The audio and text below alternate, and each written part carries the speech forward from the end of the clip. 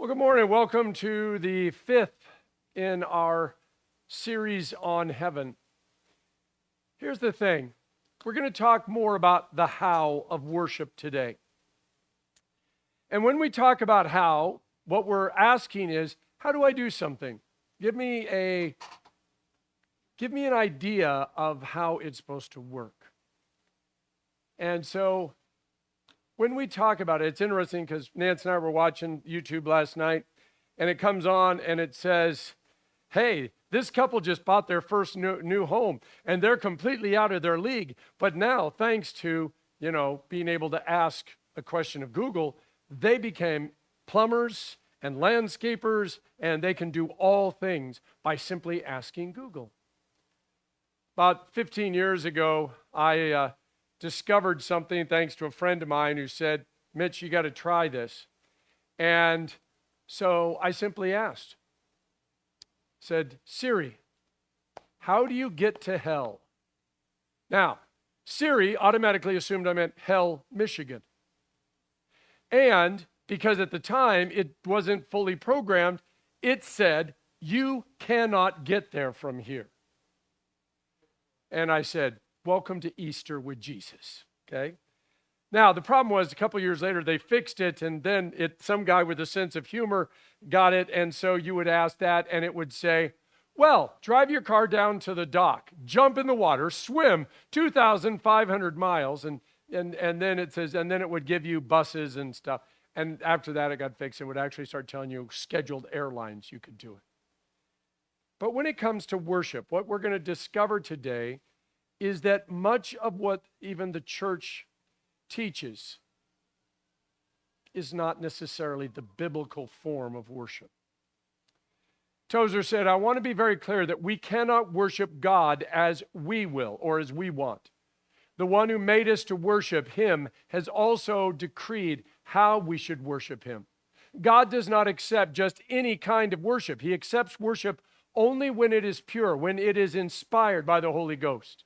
You see, God has rejected almost all of the worship of mankind in our present condition. Though God wants us to worship him and commands us and asks us to, and obviously was anxious and hurt when Adam failed to worship him, yet nevertheless, God condemns and rejects almost all the worship of mankind for reasons of which I'm going to show you. Tozer is clear that we don't get to decide what worship is. That a foreign concept for most people, because we assume that worship is about us. It's about making us feel good. And this is why it's a strange mix of biblical musts and human response that combine to bring about actual worship. Worship is taking place in heaven. Angels, archangels, all the company of heaven. This is what Revelation, when you start in the beginning of Revelation and go all the way to the end, worship is taking place. It is always taking place. All day, all night, even though there's no night in heaven and there are no days. It simply is one long worship service. We are in our human state, being drawn into that worship service.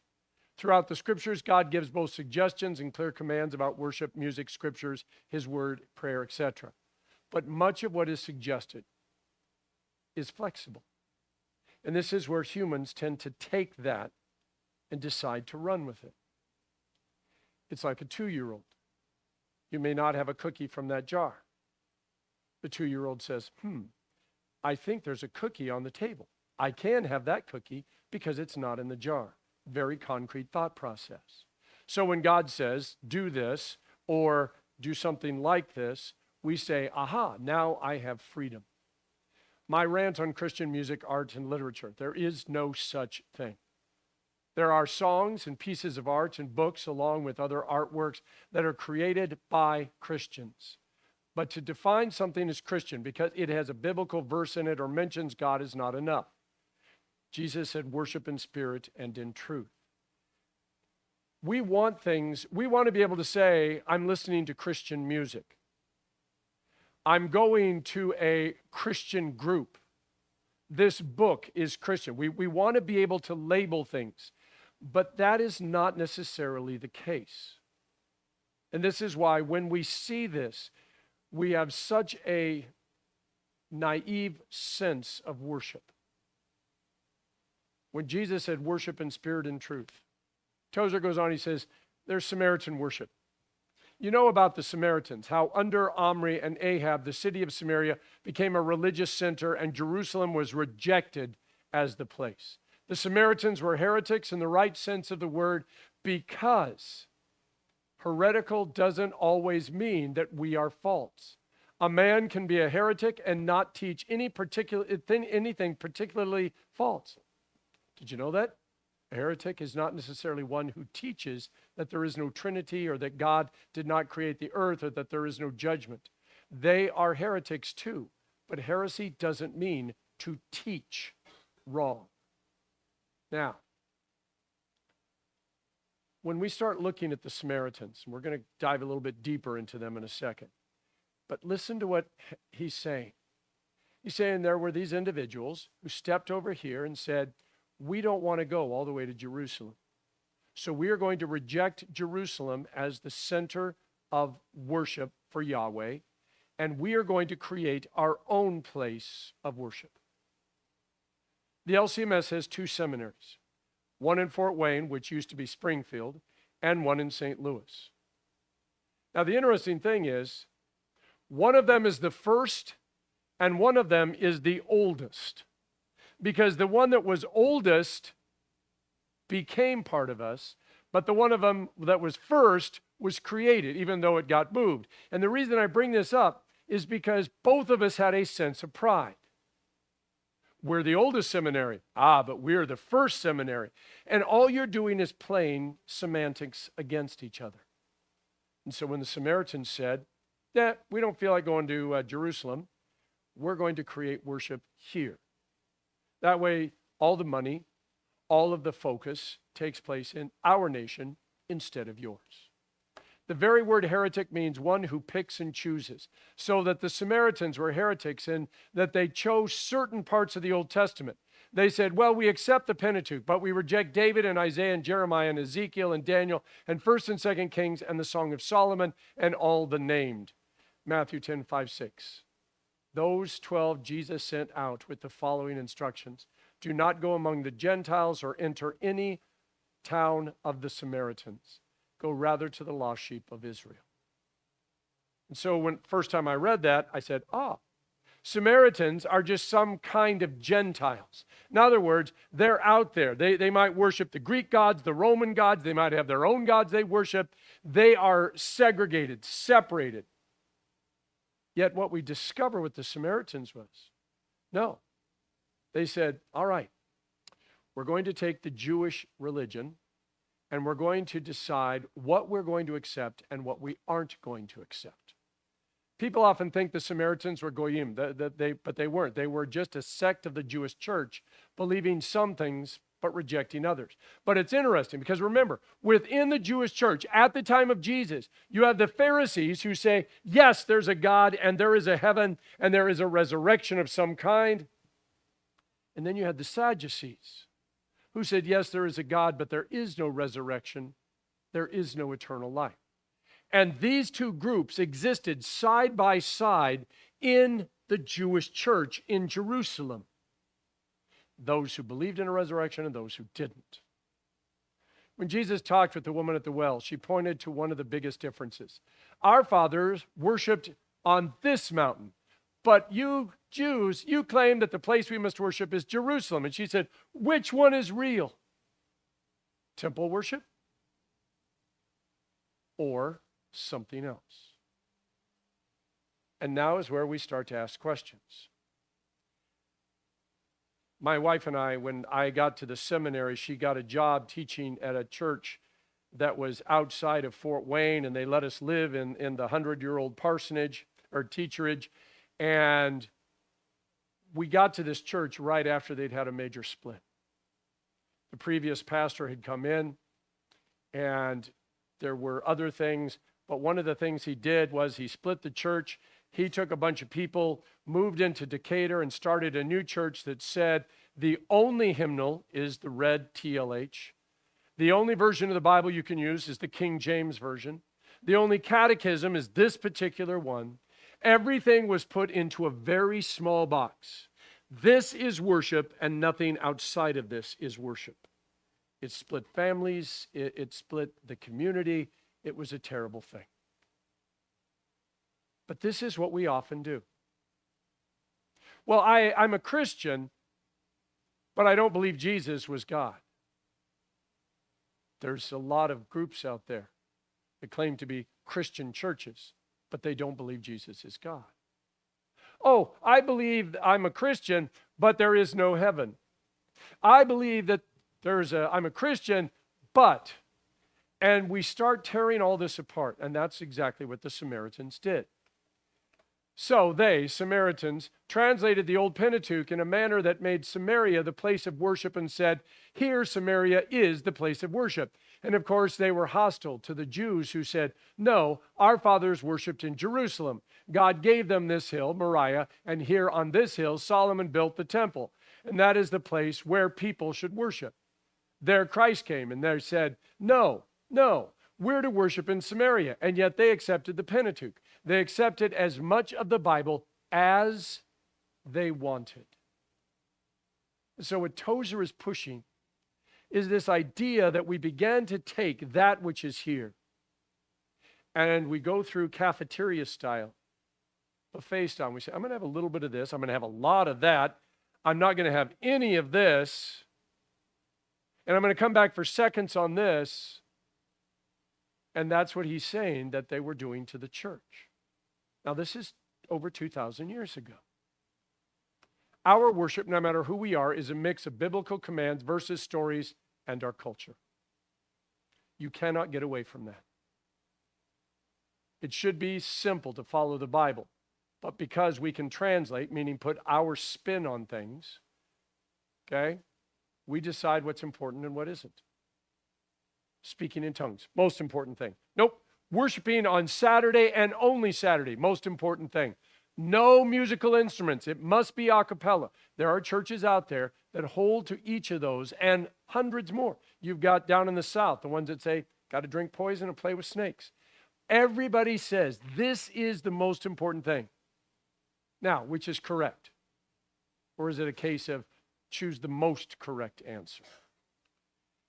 I don't think I have to spell it out and mark it in red ink for you to see how much heresy there is in these days. Believing what we want to believe, emphasizing what we want to emphasize, and following along in one path but rejecting another, doing one thing but refusing another. And thus we become heretics because we've become pickers and choosers among the truths of God. This is Samaritan worship, he says. We choose particular doctrines or practices and base our whole church, our whole theology on one thing. And why? Because it makes us special. It sets us apart from everyone else. This is one of the things that we begin to see. And this is one of the things, by the way, that Luther rightly was condemned for after the Reformation. Before the Reformation, there were very few people that had the ability and the right to interpret the scriptures. And they would say, this is what you must believe. When Luther came around and he says, I'm going to translate the Bible into the language that at least some of the people can read, because many were illiterate at that time, it gave people the ability to pick up the Bible, to read it, and in their own mind decide what it said. And this is why you get hundreds of different denominations, churches, theologies, and beliefs. It's because we've decided that we know what's best for ourselves. If I'm struggling with a particular sin, I come up with a religion that says that's not a sin anymore. If I happen to like this particular style of worship, I create a church where that is the only acceptable worship. I work through all this to create worship to be about me instead of about God. Sardis was the capital of the Lydian Empire, known for its wealth, particularly from the Pactolus River's gold deposits. It was located at the foot of Mount Tmolus, which Sardis was considered to be an impregnable fortress due to its natural defense and fortifications. Okay? So Sardis was right at this base of this mountain. They built this. They had water. They had food. They had everything that they thought they needed. They said, because remember, back then, you didn't necessarily take your army and go and conquer somebody. You simply surrounded them until they ran out of water or food, and then they surrendered. So in this place, they said, we can do this. We are going to be fine. Nobody's going to be able to take us. That was until 547 BC when Cyrus the Great came in and conquered them. Then again, Alexander the Great conquered them again in 334 BC. And then in 126 BC, he got passed on to the Romans. Now, Sardis was a very powerful place. It was well known. It was well thought of. Now, Sardis had an early Christian community that was well known and well respected, which brings about the purpose of the letter. Sardis was severely damaged by an earthquake in 17 AD and was only partially rebuilt. It is literally a shell of what it once was. When Constantinople became the capital of the region, it sealed the fate of Sardis. That was because it was not part of the road system. They were kind of like Route 66 after they built the interstates, and only certain people would go there. So you've got a Christian community in a once powerful place that now is no longer as powerful and are struggling. Revelation 3. To the angel of the church in Sardis write, these are the words of him who holds the 7 spirits of God and the 7 stars. I know your deeds. You have a reputation of being alive, but you are dead. Wake up, strengthen what remains and is about to die. For I have not found your deeds complete in the sight of my God. Remember, therefore, that you have received and heard. Obey it and repent. But if you do not wake up, I will come like a thief, and you will not know at what time I will come to you. Yet, you have a few people in Sardis who have not soiled their clothes. They will walk with me, dressed in white, for they are worthy. He who overcomes will, like them, be dressed in white. I will never blot out his name from the book of life, but will acknowledge his name before my Father and his angels. He who has an ear, let him hear what the Spirit says to the churches. Soiled their clothes. Jude 23, be merciful to those who doubt. Snatch others from the fire and save them. To others show mercy mixed with fear, hating even the clothing stained by the corrupted flesh. If you'll remember the whole thing about wedding clothes, Jesus says, one of his parables, the king is throwing a wedding party for his son, and he invites all the famous people and all the important people, and they all come up with excuses like, oh, I got to, go. I just bought a piece of property. I need to check it out. I've got a new animal. I just got married. They got all these excuses, and so he finally says, go out to the highways and the byways, grab anybody and everybody, and brings them in.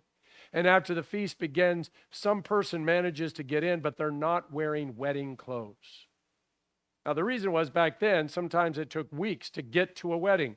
And so you were dirty, you were filthy, you were sweaty. So the family of the groom would provide for a new set of clothes that were clean and fresh, and so that everybody at the wedding looked their best. And so when we talk about this clothes being soiled, he says, there are those who have not soiled their clothing. Revelation 7. Then one of the elders asked me, these in white robes, who are they and where did they come from? And I answered, sir, you know. And he said, these are they who have come out of the great tribulation. They have washed their robes and made them white in the blood of the Lamb. Therefore they are before the throne of God and serve him day and night in his temple. And he who sits on the throne will spread his tent over them. Once in a while we'll be doing a baptism. And the family will bring in a gown. And the gown, by the way, used to be white, and now it's more tea-stained.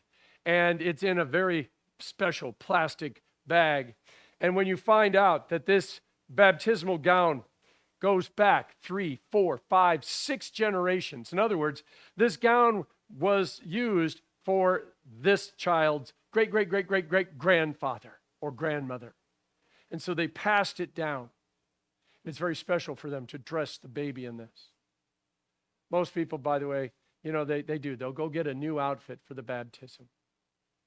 Your baptism gown is where you are, the darkness is taken and you become a child of the light. You are no longer what you were. You are a new creation in Christ. And so when it talks about this white, who are these in white robes? It means pure. It means who are these who are dressed differently than everyone else? Wake up. He says, the past is not enough. He says, I know what you used to do. You were an amazing church. Now, this is an amazing warning for the believers of today, to keep pointing back to what was in the glory days of the church and hoping, wishing, and demanding that things return to the way it was. I struggle with this. When I read articles and people are saying, the community, the government must give back to the church what they stole from us. The community and the government didn't steal anything from us. We surrendered it. We gave away that which was important so that we could hold on to that which was comfortable. And this is nothing new. It's happened all the way back to Adam and Eve in the garden. We're always saying, what's important to us? Churches that say, I have to have a building. Churches that say, we have to have a stained glass window. Churches that say, we have to have this, we have to have that. It's interesting. When a pastor takes a call, the term they use is, well, that congregation is vacant. No, it's not. The people are there. They just don't have a pastor. They have a pastoral vacancy, but the church is not vacant. But these are the kind of things that we say, oh, a church without a pastor is not really a church. Yes, it is. We settled that back in the 1800s when they came over, the Germans, and they started this community, and then they had to kick the first pastor out. In fact, they had to literally row him to the other side of the river and say, don't ever come back. And they came back and they said, well, now we know we have to go back to Germany because we're no longer a church. We no longer have a pastor. And a guy stepped up and he says, I'm willing to argue that point. And he says, I'm going to argue it from the scriptures, not from emotions and not from the head. And so all of a sudden we see that there's a remnant. So whereas the church is dead, and he says, repent. Cling to that which is good. Wake up so that you may still be alive. Within Sardis, there is a remnant, just as there is within today's church. When Elijah crawled into the cave and he just said, God, I'm the only one left. Just let me die and it'll all be fine. And God says, I have reserved 7,000. And the word 7, of course, is a holy number, so we don't know whether God actually had exactly 7,000 people or whether God simply was saying, I have reserved the holy, perfect number that will always be mine. You are not alone. You may feel like you're alone. It may look even from an outside observer like you're alone, but you are not alone. Then there's pagan worship. Tozer goes on. Now, I could go back if I wanted and search into the worship of the early Egyptians and pagans. I have their books. The Egyptian Book of the Dead and the teachings of the Zoroaster and the Buddha and the laws of man. If we wanted to do it, we could make a case and preach for 2 weeks, if anybody would listen, about the worship of the pagans, the heathen worship. There's such a thing now as an atheist church. In fact, it's growing, and there's more and more of these atheist churches popping up in cities. And you would ask, well, why would the atheist want a church? And the answer is because they discovered that there's things that the Christian church does, things that the Christian church is, that are healthy for individuals and their relationships. If you are aware of the Masons and the Shriners and all of these organizations in the United States, if you take a look at these organizations, you will discover that they came about at the time when the church was at its weakest. And there's no doubt that when all these organizations popped up, that what individuals were looking for was community and service.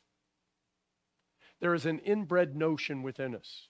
Not only did God place the law in our hearts, and he placed eternity in our souls, but nevertheless, he also placed this need for us. And when we talk about worship, remember, worship is not reciting the liturgy or singing hymns. You know, it's very different. And so we began to discover that the atheist said, wait a minute, we could get together on Sundays or Saturdays or Tuesdays. We could talk about things that are important to us. We could do karaoke if we wanted to. But we could get together and create a community. When we watch the TV show Cheers, Friends, what we seek, the reason that we are entranced by those TV shows is because we want a community like that. We understand the problems. We see that the dysfunctionality at times, but we want to go to a place where everybody knows our name. We want to go to a place where everybody understands us. We want to go to a place where when things are bad, somebody's there for us to cry on their shoulder. We have that need. Recent story in the Atlantic by a guy named Derek Thompson. Listen to this. He says, as an agnostic, I have spent most of my life thinking about the decline of faith in America in mostly positive terms. Organized religion seemed to me beset by scandal and entangled in noxious politics. So I thought, what is there really to mourn? The fact that the church is declining. Only in the past few years have I come around to a different view. Maybe religion, for all of its faults, works a bit like a retaining wall to hold back the destabilizing pressure of American hyper-individualism, which threatens to swell and spill over in its absence. So an individual who has been a lifelong agnostic, which technically means he is searching for truth. I've found that most agnostics, by the way, are just lazy. They're not searching at all. They're waiting for it to be dropped into their lap. They just don't want to call themselves atheists. But this individual said, you know, when I heard that the church was declining, that the church was going away, I thought, what's there to mourn? And then I realized that society and communities as a whole began to degrade. And I began to create a corollary between the church's decline and the decline of communities and society. And he says, I still don't necessarily agree with church, the purpose, but I see that the church has a purpose. And maybe we need to shore up the church for the sake of shoring up the community and the society. While most people assume that the church is all about God, which it is, many do not see or understand the bigger picture. Faith and community hold the world together. Our worship is a response. It doesn't give us anything or fix anything. It's simply a response to what God is doing. So we have tax-exempt status. All the money that you put into the offering plate, we don't have to pay taxes on. Now, by the way, when we do car washes, if we were to have a bake sale, that we have to pay a general excise tax on. But all the money in the offering plates, we do not. We used to have a seat at the table. I sat on the American Cancer Society board of directors. They called up one day, said, we need a pastor on our board. Polymomi said, we need a pastor on our board. Organizations used to say, we want a pastor. And by the way, the word pastor, but before that, you would hear the word parson. He's the parson in town. The word parson, by the way, simply means person. And when they say he's the person, the pastor was often next to the doctor and maybe a lawyer. The parson, the pastor, was one of the most educated individuals in the town. He was well respected because he had gone to school. He knew things that other people didn't. He not only knew about the Bible, but he also knew about the ways of the world, and he was respected. And so we used to have a seat at the table. Prayer in schools. Still, when I went to school in the early 60s, it wasn't until the 70s in Vietnam that much of that began to go away, but in the 60s, we stood, we said the Pledge of Allegiance, and then we often started with a prayer. Now, when we talk about these things, this is the world that existed pre-1970. And now all of a sudden, we began to see how things are changing. There was a time when Pon would have had nothing but other Christians as chaplains. Pon, do we have a Wiccan chaplain now? Nope. But we do have Buddhists. We do have Mormons. We have Islam. What else? Jewish. So we have this large, but there was a time when pretty much the only chaplains were Christians. When you went to schools, we didn't think twice about it. This is the way that America was through the 60s. Then the 70s began to change things. These things, by the way, that we did, having a seat at the table, providing a pastor in the community, tax exemption, etc. The reason we were tax exempt was because the church did so much for the community that it was worth it, because they knew that if they made them pay taxes, they weren't going to be able to do those things in the community. It's why every year, and starting coming up in just about a month or so, 2 months, we're going to start our ton of rice for the Hawaii Food Bank. It's why we give out of ourselves.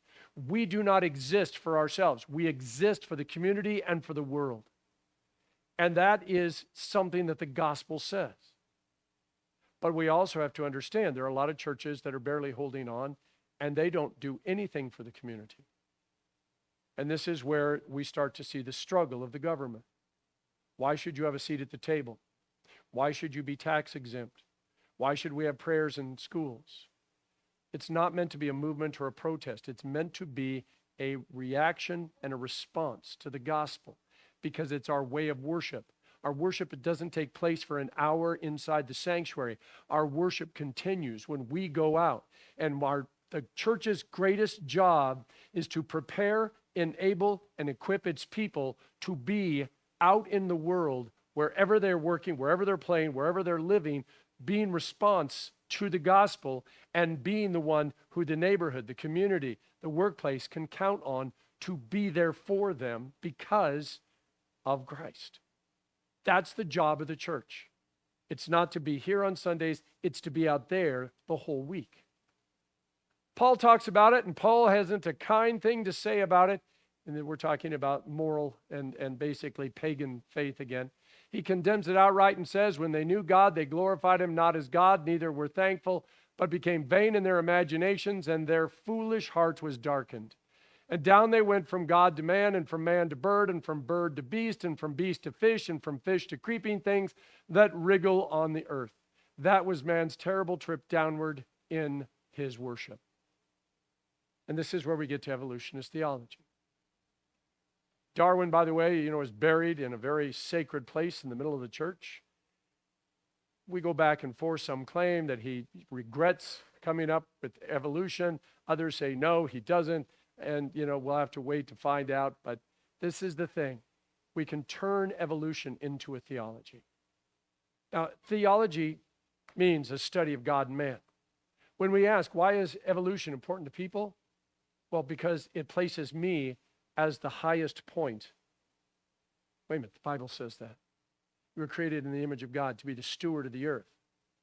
Evolution says you, out of all the muck and the slime, have grown up, and you are the pinnacle of the earth. Why would it be bad if we were created? Well, if I'm created, then I have to behave to my creator. Evolution frees me from that, because obviously I am the cream of the crop. Where does truth, absolute truth, come from? Well, as Christians, it comes from the scriptures, which God gives us. So truth is found only in God. In evolution, truth, by the way, is not true until we recognize it as truth. And what was true 500 years ago isn't necessarily true today, because evolutionary thought process leads us to new discoveries. How do we know what is right and wrong? We decide it. But with God, it's clear. What is the purpose of everything? Well, to God, it's to glorify him. But in evolution, it's to take that next step, to evolve into whatever the next thing is. And it's interesting, because according to the evolutionary process, there was never a thought of the next thing until now. It's only been with people that we started saying, how do we move the next step of evolution along? because technically, I always laugh because when my friends bring up evolution and we just love to, and we have fun talking about it. But imagine how many fish wriggled up on the shore and suddenly said, man, I should have developed lungs, and then died. And which fish was swimming around going, okay, I need to think lungs, and then over a period of time develop lungs, and then swam up on shore and said, oh man, I should have created feet. In other words, when we see this, there was never a thought. According to evolution, it just happened over billions and trillions of years. With God, it's all recorded for us. But it makes us, in our minds, lesser, because it means somebody created us, and now we owe that person, that creating force, who we are. Then he moves on to nature worship. I will say to you that I have more sympathy with this than I do liberalism, but at the same time, it won't do. For nature worship is but the poetry of religion. Religion does have a lot of poetry in it, and properly does have and should have. We sing a lot of poetry in church, don't we? And most everybody smiles and shrugs and says, oh, I'm no poet. I don't care for poetry. But they do. You get a fellow excited and get him to tell you something he's seen, and then instantaneously you fall into metaphors and similes and figures of speech. He's a poet, as they say, and doesn't know it. We're all poets, and religion brings poetry out more than any occupation that the mind can be engaged in. And there is a lot that is very beautiful about religion. There is a high enjoyment in the contemplation of the divine and the sublime. And the concentration of the mind upon beauty, it always brings a high sense of enjoyment. It's not just poetry, but philosophy and science and the humanities. In other words, when you get people started on their kuleana, the thing that they are all about, they can't resort to just standard words. It's where we start using all of these descriptions, because trying to explain to you what it was like, how it felt, we can't just use a simple word. It has to be something greater. And so he says, when it comes to nature, when we worship in nature, what we are doing is we are seeing something, we're experiencing something, and we're allowing that to elevate within us. Well, that's nature worship, and some mistake this nature worship, this rapt feeling, for true worship. You remember that Emerson, who was no Christian, said that on occasion, walking across a field at night after a rain with the sun shining on the little puddles of water out over the meadow, suddenly had his mind elevated to a place of such happiness that he was full of fear. He said, I was so happy I was afraid. He was simply a pagan poet is all. And a whole lot of worship that's going on these days is nothing else but pagan poetry. To respond is to be human. God created us to recognize and respond to the beauty of nature. It's one of those things that sometimes when you see a volcano erupt, when you see an amazing sunset, when you witness a butterfly that's flying literally right in front of you, you can't help but say, wow. But do we worship nature or the God who created nature? When nature overwhelms us, does it push us to dig deeper, study further, to discover what we are experiencing and why? This is why the Psalms say, when you look out at the stars at night, when you see the sunsets, it should tell you that there's a God out there. That it's more than just some sort of cosmic accident that just happened to be. When we see these things, it should lead us from the worship of the object to the worship of the Creator. That's where St. Patrick, and like I said, I know I'm totally oversimplifying it, but St. Patrick was captured, turned into a slave in Ireland. And he finally got to the point where he said, do you want to keep worshiping the trees because they were Druids? Or do you want to worship the Creator of the trees? Paul walks into Mars Hill, the Areopagus. He says, I see you got all these gods. You got a statue over here to an unknown God. What if I can tell you who that God is? And then you can get rid of all the others.